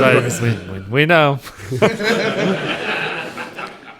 I'm Quentin, aka Leo9981, not to be confused with Level Up Leo. A lot of Leos here. My question stems from the Laser Riders soundtrack. Hey, all right. Oh man, if only we had like the two people that wrote that soundtrack here. But and could pressure them into more writing another. closely to the animated series. Okay. Do you guys have voices in mind for most of the heroes? Okay. So what I want to say to that, this is a thing that I have been cataloging questions for some time, and I would really love to come up with a topic, but I've never found like an organic way to suggest it so that people would then suggest that topic into the topic submission forums. Yeah. We would love to do an episode or maybe an extra-sode. Yeah. I can't tell if it's an extra-sode or an where we episode cast it all. about casting all of the voice actors of the multiverse. Yeah. Because I have some opinions, but those are irrelevant. Adam has infinite Infinite opinion. that I'm he- very, very opinionated about voice acting. And Adam, how correct would you say your opinions are in this matter? I would say 108.5%. Okay. All right. Yes. So all I'm going to say is if there were a topic submission about like voices of the multiverse or something, that would probably be That a would be thing that something we'd be that- really excited about, I'd but be they would into. probably not get voted in. Yeah. Thank you very much. Mm-hmm. Hi. Hi. My name's Charlie. Some people call me Chuck. Sure. Me and my dog like to listen to your podcast all the time. And afterwards, he goes out in the backyard and becomes the world's most amazing World War I fighter pilot flying against the Red Baron blade. He's kind of weird sometimes. My question... I don't remember making this character. Did he make this character? Well, the gang and me, after dancing insanely quite frequently, get together all the time and play Sentinels. And my question is, 10,000 hit points. Are you crazy? And have you forgotten the true meaning of Christmas? 10,000 hit points. Yes. Yes, we're crazy. Yes, 10,000 hit points. Yes. And yes, we're crazy. Right, but also, we think you've got it in you. It's inside you the whole time. We think that we think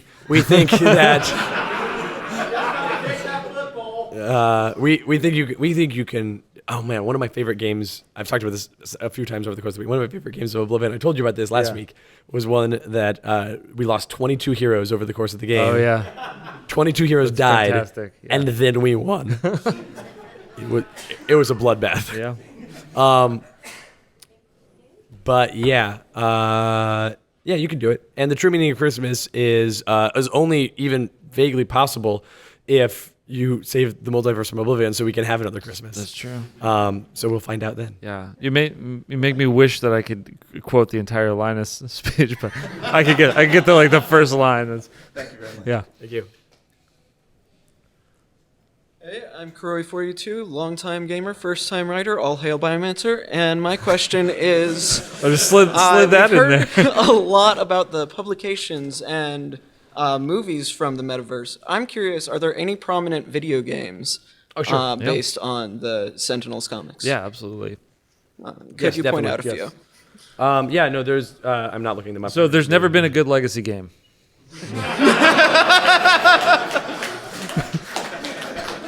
Nothing on the Shame Boy? Never been a good one. Yeah, no, there have. That's really funny. Yeah, there've been a bunch of there's like the Freedom 5 video games and the Prime Wardens video games, and then there's been like various like fighters, mobile collect all the multiverse characters games. Like those are. I mean, mobile games are big. Much in the way. I hear kids like those these days. Right. You got to get them out there for the kids. Yeah. Much in the way that the video game world, has made many video games, and some of them were lackluster, and some of them were pretty decent. Mm-hmm. That is the case in the world of Sentinel Comics. Yeah. But in our world, we're gonna get a real video. The best game, I would say. Okay, here we go. My dream game. Okay. Yeah. If I'm to just invent one. Yeah. Is a 2D brawler. I was gonna say like turtle style brawler. Oh. Yeah. Oh, I was gonna say it was gonna be Sentinels versus Smash Mom. No, it is a 6-player arcade cabinet. Oh, sure. Yeah. But then But, all the characters' powers are just like a little bit not quite right. Right, a little bit not right. It's like Yeah.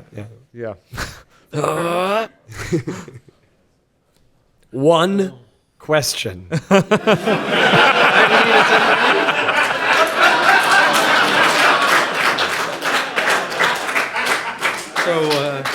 I guess realize that makes it grossly obvious. unfair. Yeah. I'm Powerhound 2000, sometimes known as Sunbar, real name Bill. So ahoy hoy, Christopher, Adam, and guys. My question is surprisingly guys related. So I've noticed a couple times I've asked this question and somehow it ends up being omitted. You have the card Gritty Reboot. So who exactly is Miss Guys? Why did Guys need a Gritty Reboot exactly to redo his story? All right, so I'm going to answer the second question first Yeah. with the same question you asked. Why did Guys need a Gritty Reboot story? Yeah. So the guys gave himself his own Gritty Reboot. And here's the deal. When it happened, there was never any character that could ever be referred to in any way as Mrs. Guys. No, he just decided that he needed a dead wife. And so he's standing in front of this headstone. He's like, oh, no, my wife. And everyone's like, who? Yeah. So the reason we've admitted that question is like, this is a true and funny, but not very like interesting answer. Yeah, it's like it's just guys. So he being just, guys. He just made that up himself. Yeah, he's like, shows up being like Darkwatch and like Rook City Stories. He's like, oh no. Right. It's an excuse for him to act all grimdark. Yeah. Is really all it is. Did he need an excuse? Apparently, that's the thing is, no, he didn't really need an excuse, but he needed. He won't do anything. He without had to have a gritty backstory. What he feels is a legitimate reason. Right. So. Thank you so much. Yes, so hi.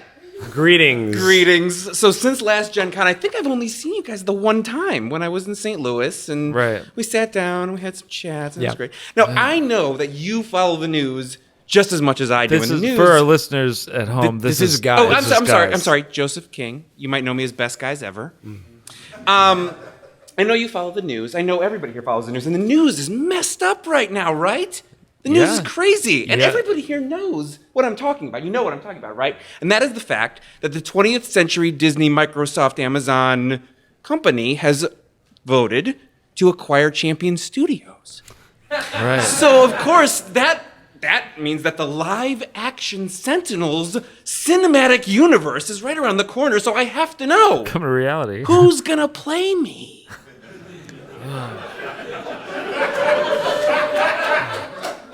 It turns out you're not in any of those movies.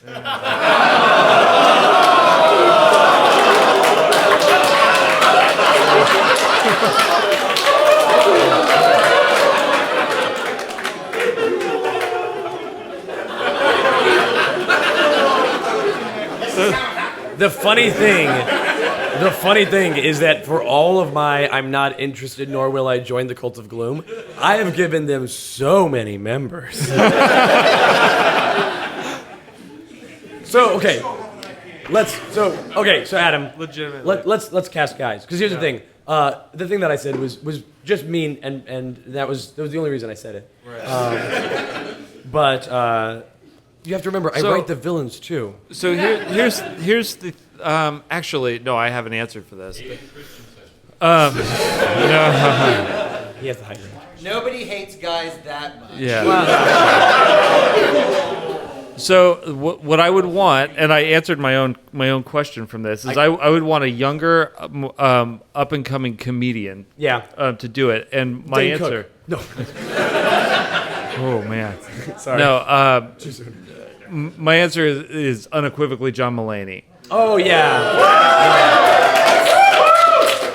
Yeah, no, that's great. That's great. It hit me as in the mid sentence. I was like, oh no, that would be perfect. Yeah. So, I was gonna go with Leonardo DiCaprio. Yeah.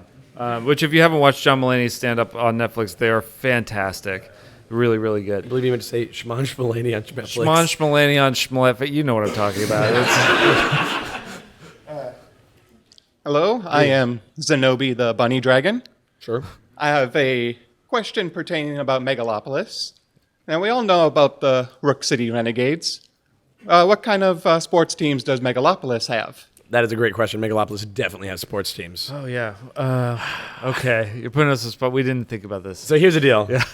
We have not named the Megalopolis sports teams. Yeah. Which is silly because we know we had that. We're like, oh, yeah, of course they have them. And also, I've got a book that I'm working on that I need that stuff for anyway. Right. I'm sure that I have an email from Tim going like, but what are the names of the sports teams? Well, do you want to name one? Yeah, I mean, I want to go with alliteration. Right. But like, Marauders is a good team name, but not the right feel because, for Megalopolis because they're the going to be Rook City like Renegades have like the dark team. Right. These need to be the faces essentially. Yeah. I kind of like. Well, let's figure the sport out if you're figuring a name. Let's come up with a good word. Right. And then attach it well, to a sport. Do you want to do like? So I assume that they have both a baseball and a football team. They've got Yeah, it. but honestly, at least they probably one have of a each. hockey team. They probably have a hockey so team. this is why I want to, instead of trying to pick a sport, I Yeah. want to pick come up with a word that we like with Megalopolis word. Okay. Then figure out what the story of that is, and then put it onto a sport, and like those two go together. Okay. So like, what's good words for Megalopolis? The masks. Yeah, like if you, I mean, so the monorails. The masks. The Minutemen is actually a really good Megalopolis one. Yeah. Minutemen. Who said that? Yeah, Megalopolis Minutemen. I like that. That's Megalopolis really Minutemen. I like. Yeah, right. Yeah. I like. I feel like I like that for a baseball team because baseball is like. Yep. Yeah, baseball team. I will commit to that. Megalopolis Minutemen. Hold on, let me write that. Because otherwise we will forget. Right. Yep. Hey, so there you go. We got a little bit of adding to the world there too. And yeah, we'll come up with the other ones. They'll be in that book. Yeah. Which I've not ever talked about before. Don't worry about it. There you go. All right. Megalopolis Minutemen. Yeah. No, they're there, and yet, proud history. Yeah. What do we got? Hi, I'm Roy, and I don't have a clever name for the forums here, so my question just refers to Prime War. Just where in the universe does that stand up? Is that a small part of the Miststorm universe, or is that an entire long series, or is that something? So I'm not going to talk about it because that is the topic of the last episode of this month. So at this point, we've talked as much as we are going to about the Prime War and the stuff like that. So I appreciate your question, and you'll get it answered very soon. But that is that whole episode is all about that timeline and then where those things fall. And real quick for everybody, it is already we have fewer than 20 minutes left in this room. So I am going to go ahead and say that anybody who's already asked one question cannot ask a second. However, there are some people that are further back in line that have still not asked one. So if you already asked one question today, I'm sorry. I want your questions.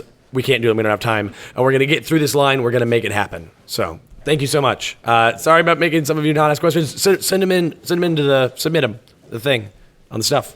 Hey guys, my name is Rennie. So long-time listener, first-time asker. So I really loved the Legacy radio play. It was fantastic. I'm a huge fan of pulp comics. It's my namesake.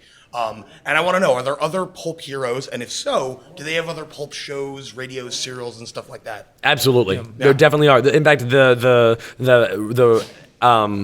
radio play, wasn't it? With the what's his name? It was a Todd Leto's something radio hour. Right. The Todd Leto's like action radio hour or something like that. Do you remember the title? Somebody here remember the name of the radio? Anyway, whatever. Yeah. The food stuff. That was it. The Todd Leto food stuff action hour. That's Thank right. you. Foodstuffs. I remember there's a dumb word that we put in there. Right. Yeah. Todd Leto. Todd Leto's foodstuffs. Yeah. Yeah, but there was definitely other Sentinel heroes that showed up in those stories. Not even necessarily alongside Legacy, but other ones there. There was a bunch of those. Yeah. So. Stuff from All Preferred Comics. They would do All Preferred. Yeah. Yeah. And none of those. They're not all necessarily like Legacy was the first caped, costumed superhero one, but they still had other like hero type characters and a lot of like investigators and detectives and things. And that's why Ruby Reckless was a good she was kind of legitimizing having her around, even as just a supporting character. Is like, oh, you know what kind of stories these are because we have this investigator, but Legacy's the important one. And then it's like, oh no, but she's important too later over time. So yeah, and there were also other characters that started as like radio pulp characters, and that later then moved into comics as well. Comics, yeah. Very cool. Yeah. Well, thanks so much, guys. Thank you. Hello. Greetings. I guess I'll go Citizen back. Sure. And my question is sort of about tropes in the Sentinels metaverse. Do any of the Sentinels comics ever use the trope of like half races, like half human, half something else, or are all races considered distinct within the comics? Oh, there's definitely human alien hybrids and alien hybrids, and that's a later edition though. Yeah, like it's not early on, but yeah. then later on space stuff. They have I mean part of the issue is that there's not other races of humanoid being native to Earth. So like a lot of the instances where you'd see those in our real world comics are basically like a human and then a blue-skinned human from the same planet. Right. So it doesn't come up nearly as often, and it's not till later. But they do appear. Yeah. Yeah. Thanks. Hey, I'm Christopher Toy. I was just listening to Editor's Note 20, and I was really interested in the part where you talked about the origin of Citizen Dawn and the core set villains. You had like one-sentence descriptions for each of the things. And there's like a lot of the characters are archetype-based. I wonder, have there ever been characters you've made that have just drifted way far away from where you originally made them? I mean, Absolute Zero is one we talk about all the time for that. I mean, actually, we also talked about one yesterday in the collaborative panel, that Unity. Unity's original idea. The reason her name is Unity is because the original idea is that she was like multiple different robotic things that all worked together, right. And they weren't robots. She was like a person whose like mind was broken across all these different robot pieces, but then she all just like worked as one disconnected mech thing, and then over time that just turned into like no, she's a girl that makes robots with her mind. Within a couple days, because you had the original idea. You're like, oh, this person that works like this, and then I was like, okay, cool. What about this? And you're like, that's better. Like, okay, good. Now here's a drawing. Right. Yeah. Right. But so yeah, there's definitely characters that have moved further away, and we never start with an archetype. We always start with a story, and then realize, oh, but the way they're acting, this is the kind of the archetype. I say we never started with the archetype. Like, yeah, Tagion was a speedster from the beginning. Yeah, but we started with archetypes at the beginning. Sometimes when we made the list of what we wanted. At the beginning of very, Sentinels. very beginning. Yes. Yeah. We started there with archetypes, and I'd say that those archetypes, we continued that through the first two expansions. We said like we knew with Rook City we want a martial artist and a gun-toting vigilante. But we know that. Right. And then like we know we want magic users. That's a little bit. And so we did like a bard magic user, and then like a cursed magic. And then post that, it started going a little bit farther afield. Right. But yeah. Thank you. Hi guys, Hello. I'm Ryan Smith, pseudonym Discourse on the Discord server, some version of Ryan Smith on the forums, whatever. Yeah. So quick question, it seems that just based on the types of language you've been using, that you aren't caching any of the topic submissions that we've been making. So are only topic submissions for the month considered when you guys build the voting pool? So no, I am caching. I have all of them, but there's a lot that repeat each other, and I tend to look first at the new submissions because that tends to be the stuff that people are That the zeitgeist wants. That's what people are talking about. That's what because of these recent crop of episodes, these are the things that there's the most interest in. But then I do delve into the back catalog of ones too. So I have every submission that has ever been made still in a giant spreadsheet that is growing at a rate that makes me uncomfortable. Okay, so if we do want to hear something, we should just submit it again, just in case. If you submit, the thing is, things getting submitted by multiple people or things getting submitted multiple times makes me go, oh man, they really want this. All right, let's put it in for voting. Yeah. All right, and then one follow-up to the half and half question, because sure. Atlanteans are on Earth. Yeah, they're humans. They're humanoid? Okay. Well, so Atlanteans are they're humanoid. They're extinct, but... but the people that made Atlantis, they're people. Okay. They're recognizably humanoid people. Okay, so none of this half human, half Atlantean from way back when? All right, sure, shake your head, that's fine. They were just people. They were just Atlanteans people. were people. Yeah. They're people. All right, we've got 10 minutes left. So I've got 4 people. You asked a question already, right? Yeah. You can only ask. All right, everybody is going to go as quick as you can. Okay, hello, Christopher Adam. I'm Andrew. One thing I love about Sentinels the most is just the names. The names that you have for the heroes and the villains are so creative, and there's so much thought put into it. Thank you. But are there any stories, either from the main timeline or from the RPG timeline, where there's so many heroes, where there are multiple heroes that sort of have the same power, and they sort of come up with the same name for them, their heroes, and then you have 2 heroes that have the same name, and it's like, ooh, okay, so which one is the real hero? Not particularly. No, I mean we have different characters take a name. Like we've had legacy names that pass from character to character. I mean, there are plenty of stories in which there's like a poser hero, someone going like, we had the Anubis villain guy that was like just a poser Anubis. Yeah, there's a poser Anubis, or there's and that happens in the tactics in Miststorm Universe. Right, Miststorm Universe. Yeah. There's a guy that says I am Anubis, but he's not actually God. Yeah. And there are plenty of times where someone's like, where a criminal is like, I'm the Wraith, and I've taken to robbing banks, and then the Wraith has to stop the fake Wraith. Sure. So. Okay. Yeah. All right. Next question. I'm David, and my question is about the metaverse, specifically the corporate structure of Sentinel Comics. Are they publicly traded? How close have they come to bankruptcy? Has anyone tried to buy them out or succeeded? They are publicly traded now. They weren't always.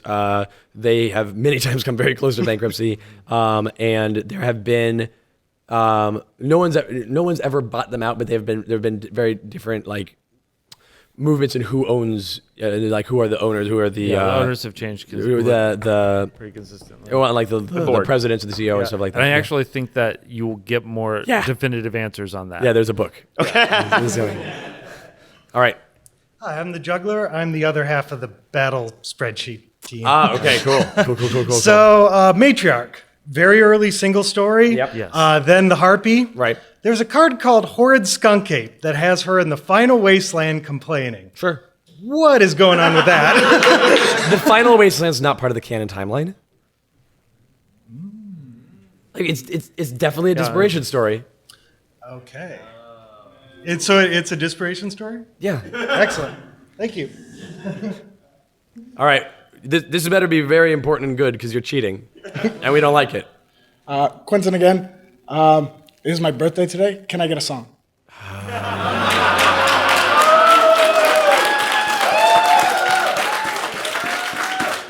Happy birthday. Yeah, that was good. That counts. Right. Okay. My voice is so sharp. I have to think of a song to sing. Oh man, I had picked one. I'm like, no, it's got swearing. Oh my god. No. Oh. I asked the question too already, but it's also my birthday. Okay, all right. And there's a good point. We've got 2 people on birthdays. Here's what we're gonna do. Yeah. This is what we're gonna do. Okay. Everybody is gonna sing a song. All right. Here's what's gonna happen. We're all gonna sing songs. You're gonna sing a song. You're gonna sing a song. You're all gonna sing a song, and it all has to be different songs. If you're singing the same song as somebody else, you gotta pick a different one. You gotta change the song midstream. Right. Shoot, I don't know what song I'm gonna sing. I got mine. I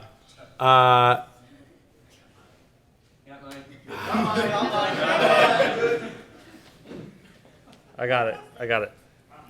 I don't have a song. This is the weirdest thing. I can't.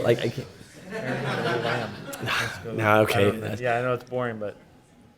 All right, here we go. All right. And look at this stuff. Isn't it neat? Wouldn't you think my collection's complete? Wouldn't you think I'm the girl who has everything? Look at this stuff. Treasures untold. How many wonders could one have and hold? Oh, sorry. Happy birthday to both of you. Thank you very much.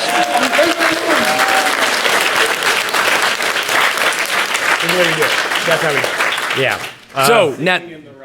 Yeah. Okay, nice. So now you know that when you hear this, when you're listening and we ever do a birthday song for somebody on the air, you should be singing along. You shouldn't be listening to our song. Right. No. Yeah. Sing your own song. Sing along. Right. Yeah, so let's get to the future. Future.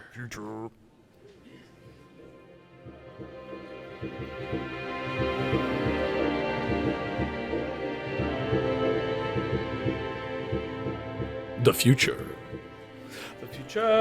The future. So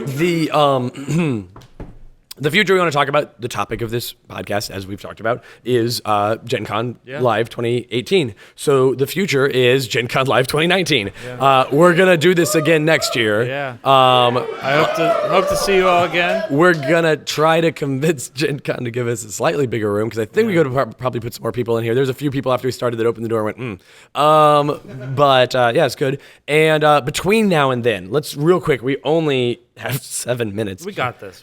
So let's talk about some things that are going on between now and then. Oblivion's almost out to everybody, so that's for Sentinels of the Multiverse. Right. By next year, it'll definitely be out to everybody. Most everybody. Yeah. And then this fall, we have another adventure, another single one-shot adventure for the RPG coming out around PAX Unplugged time. Yes. And that one is going to be about the team. This is Darkwatch. Yeah. Thank you. That's a Darkwatch adventure. Yeah, thank you. It's not a Darkwatch adventure. It's about the team Darkwatch. Yeah, right. But it's a distinction, right? And then we're gonna have another one of the, and then in January we're doing the Kickstarter for the Sentinel Comics role playing game that'll have the core rulebook and all that stuff there. And then sometime in the spring we're gonna have summer. We're gonna have an adventure, another one-shot adventure that is. It is a prelude to to the Sentinels of Freedom game. Sentinels of Freedom video game. Yeah. And it is about some villains. Yeah. Like most adventures. Right. That's about all we can say about that right now, because I don't want to spoil that. I want you to play it. Yeah. And then, of course, between now and then, lots of Prime Wars stuff is happening, and lots of Sentinel Comics RPG stuff is happening. Immediate future. Yeah. Tomorrow Night. Speaking of RPG stuff, tomorrow night we're doing in not this room, right? In some other room. We're doing we're doing the final issue of the 6-issue arc of Sentinel Comics Live, in which Starblight will die horribly. I'm already on death. Oh man, death's row. like if I kill all of them, then like I win, right? Yeah. So that'll be exciting. Yeah, definitely and that's in room 11 right over there. Yeah, so definitely come see that. That's at 7 p.m. I want to say 7 p.m. 8 p.m. Yep. Yeah, 7 p.m. Thank you. Hope to see some of you there. Right. So those are all things coming up in the future, and there will be even more than that happening. So thank you all. Right. So that sums up the future part.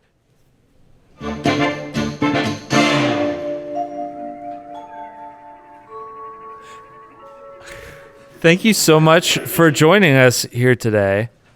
Thank you so much. We're not going to read any names right now, but any of you that are in this room that are on the Patreon at any level, please right now shout out your names. Go. Yeah. Actually, thank you all. If you are on the Patreon, could you raise your hands? Oh my God, there's so many of you here. Thank you all so much. Thank you so much. Literally couldn't do it without you. Thank you very much. And all of you that are here that didn't raise your hands, thank you as well. Yeah. Like we know, like there are Patreons that I want to back that I can't. There's so many things going on. There's so many cool things, and you've got to make your decisions. Really and we just don't want to appreciate pressure you being anybody to join. here. We want to say thank you to the people that can, and to those of you that are listening, that are coming to our live shows, that are engaging with the stuff we're doing. All of you, thank you so much. This is one of our favorite things that we get to do. So yeah, thank you so much. Thank you.